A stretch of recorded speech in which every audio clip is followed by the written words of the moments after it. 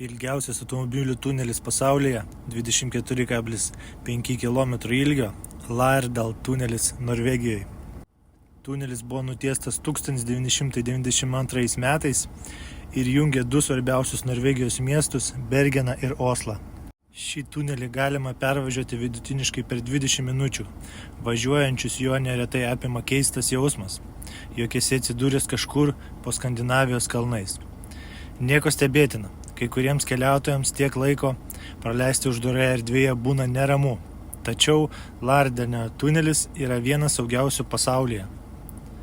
Aukščiausios klasės ventiliacinė įranga, saugumo stotelės su pirmai pagalbai būtinais reikmenimis, keletas apšviestų dirbtinių uolų.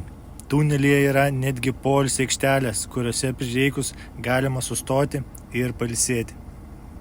Niekas nestato tunelių taip noriai, kaip jo stato norvegai.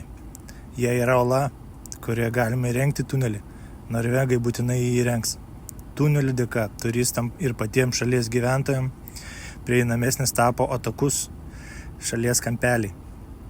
Važiuojant vakarinę Norvegijos pakrantę, per 1,5 valandos galima pravažiuoti 39 tunelius. Ir tai ne pokštas.